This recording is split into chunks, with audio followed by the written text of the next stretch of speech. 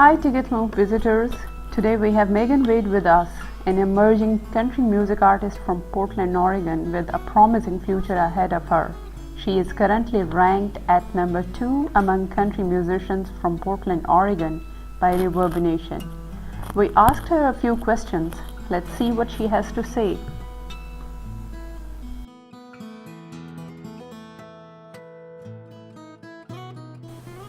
I'm doing great today. How are you doing?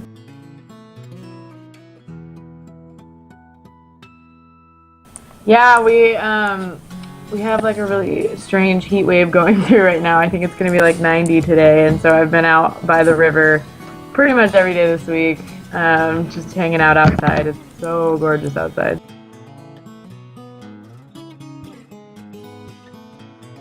Yeah, it rains a lot here. It's like always raining. So when it's really sunny, like it is outside right now, it's just, everybody's outside, everybody's out enjoying it. So I like it a lot. I could do without some of the rain because it's always raining. But I love summer. I love the heat. I love being outside. So it's really, rain sometimes has an effect on it. Like for some reason, when it's raining outside and you can't, I don't know, when it's raining outside, I can't really do very much, so I kind of sit inside and just end up writing a lot of the time. And so I guess the rain kind of has some sort of influence on that, because for some reason it just makes me feel a little bit more creative.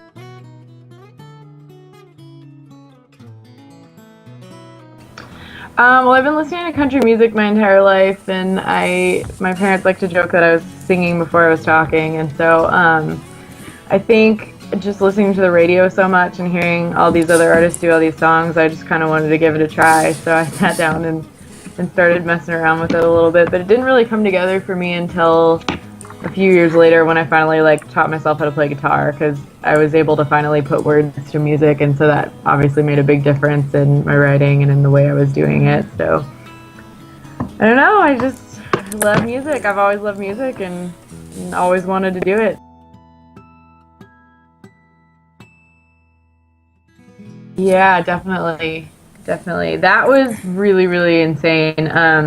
I had a chance to do an interview with one of the major radio stations, the major country radio stations out here in Portland. There's two, there's the Wolf and the Bull, and the Wolf was the first one that I did, and she had like a locals only kind of show where she was playing local Portland artists, and so she found my stuff and asked me to call in, and so I called in, and then they played it, and I'll never forget it because they played my song after a Jason Aldean song, and then after my song was over, Tim McGraw came on next, and I was just like, wow, I just got played between Tim McGraw and Jason Aldean, and that's insane. And so when I heard it, it was just it was really surreal almost, and I had a ton of people all over the state who were listening. I had friends at colleges like 2 hours away who were listening to it, and so they heard the interview and they're all texting me like saying, "Oh my gosh, you're on the radio!" And so it was insane. I can't even I don't think that I'll ever be able to recreate that feeling.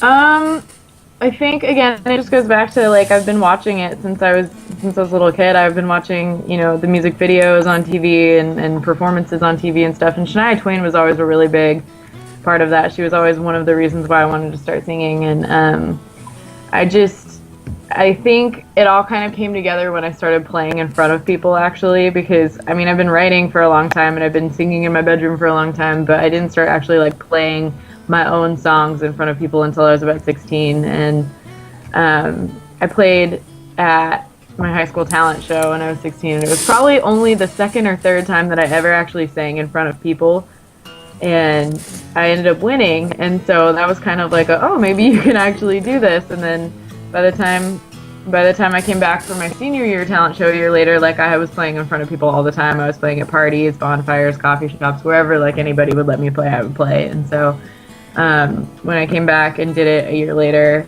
it was just I get this feeling when I'm on stage where it's it feels like it's home. It feels like it's where I'm supposed to be and what I'm supposed to be doing. And so I think that was kind of the point where I was I have to do this. I have to do this for real. I tried to go to school for a little bit. I tried to go to college for a little bit and study other things, and just nothing felt right. It didn't feel like any of the other things I was doing were what I was supposed to be doing. So think it's just music.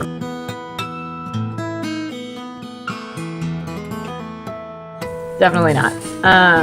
I think regardless of if I make a career out of it, regardless of if this is something that I'm gonna be doing, as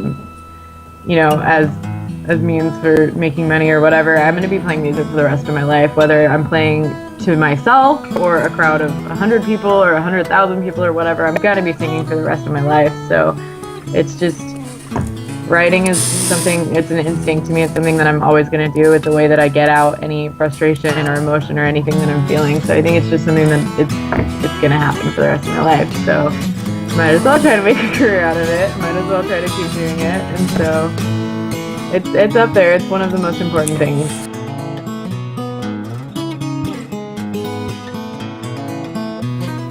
Definitely. I think Shania, I actually had a chance to see Shania in October, this last October in Las Vegas. I flew down there just to see her show pretty much.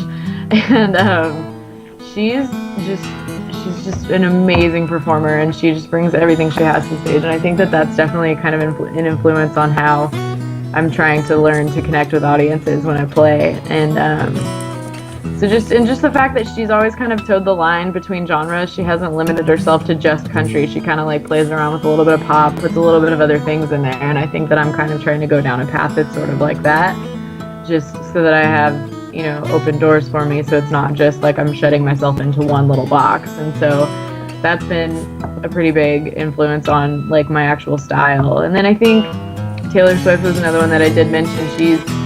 I've been watching her career since she started. She started when she was about 15, and I was just a couple years younger than her. I was 13 when she came on to the scene, and so watching her has been pretty cool just to see her do what she's doing, because she writes from an honest perspective, and she doesn't like limit herself to what she writes about, and her writing is so honest, and I think that that's kind of influenced my writing, where I don't feel like I have to impress anybody. I don't feel like I have to write for anybody. I'm writing for myself. I'm writing things that I'm feeling, and if it turns out all right, then we'll put it out there. But if not, it's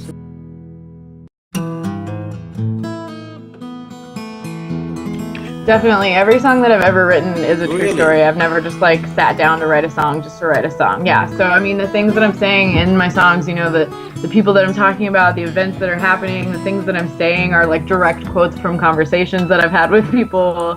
They're incidences that have happened with people. Like every person that I've ever written a song about is a real person.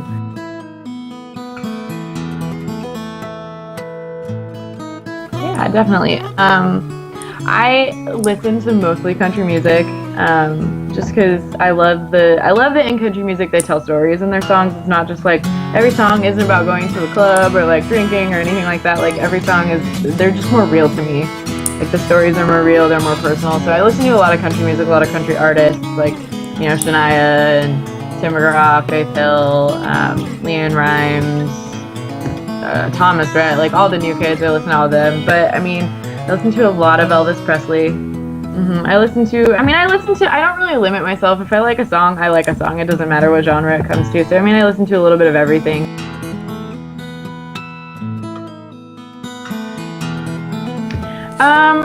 I think it's hard to say, because when you write a song, you're not really like planning on how it's going to sound necessarily when it's coming out. So I think, because a lot of that happens when you're in the studio with other musicians who are actually putting touches on it with different instruments and stuff like that. So it's really interesting to see where you can take a song, because I think some of mine have been kind of pop, and then we got into the studio and we put like the banjo on it and and the mandolin, and did some other things to it, and then it became like a country song. So I'm not opposed to experimenting with other genres, definitely.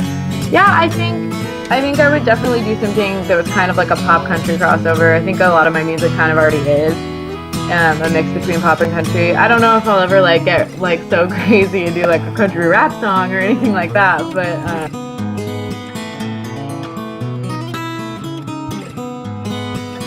well, so I recorded this one. My first Nashville trip I took was in, I want to say it was 2010, and we went out there with a little studio, and I played it for them, and they loved it, and so we recorded it out there the first time in 2010, and it was a lot of fun. I liked it a lot, but then I went back out there this last year in October, and we re-recorded that one, and then 2 other ones that I did the first Nashville trip, just because my voice has changed a lot in those years. I started, doing a lot more like voice lessons, a lot more voice training, and it's just gotten stronger. And I mean, as you grow up, your voice gets a little bit deeper too, and so my voice has changed a lot. So we went back out and re-recorded it with a different studio, and they surprised me with how much I loved it. I mean, I knew I was gonna love it, but they kind of like put changes on it that I didn't expect, and so it's a lot more rhythmic, it's a lot more fast-paced, but I really, really love the way it came out. So we got a lot of positive feedback on it. A lot of people really liked it.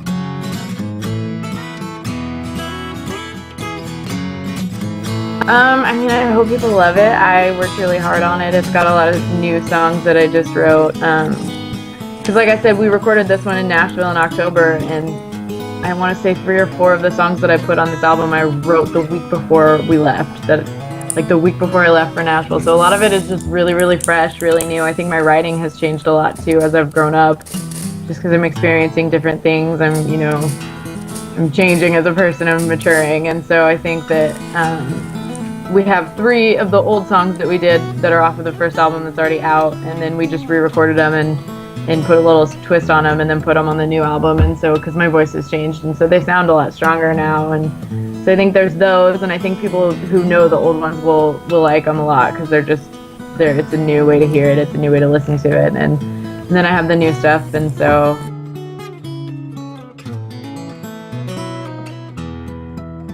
yeah. My parents are such a blessing. They're really, really good to me. They come to every show. I mean, I play a lot of the same songs at these shows, obviously, that I've been playing all over the place, and they still come to every single one, even though they kind of already have heard it, they've already seen it, but they still are front row at every show. And I mean, they bought me my first guitar, they bought me my last guitar. Like, they have been there every step of the way, and they've been so supportive. And my dad always says that if you do something you love, you'll never work a day in your life. And that's been something that I've really, really taken with me as I've decided to kind of pursue this. And so, I mean, they've been really supportive. My brother, I have an older brother, and he's really supportive of it too. He comes to a lot of my shows, and they have to literally listen to me sing all the time, because I'm always singing. It'll be 2 o'clock in the morning, they're all sleeping, and I just pull out the guitar and start singing because I suddenly have an idea for a song or whatever, so I have to write it at that moment. And they never complain about that. They never complain about that once. Never. Not even when I didn't know how to play guitar, but I still would try, and it never sounded good, but they just roll with it. They were always just really happy for me, excited for me, so it's been really awesome.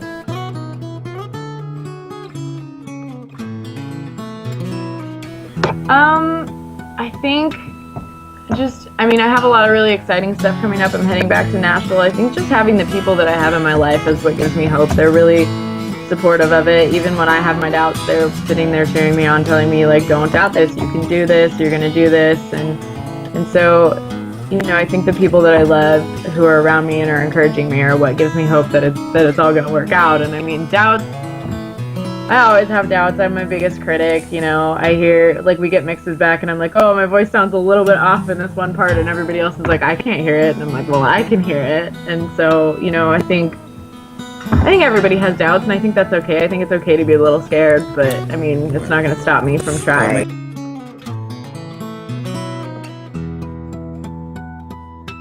Yeah, definitely. So you can get my music on iTunes, and it's just under Megan Wade. I have a little 4-song EP that we did a while ago up there. So it's called the Heads or Tails EP, and that one's on iTunes, and then also Amazon. And on Twitter, my handle is @MeganWadeMusic, and I'm on Facebook, which is facebook.com/MeganWadeMusic. And I run all of those things myself, so that's probably the best way to get a hold of me. I'm always answering people's messages. I'm always answering people's comments. So if you ever want to talk, I'm on there.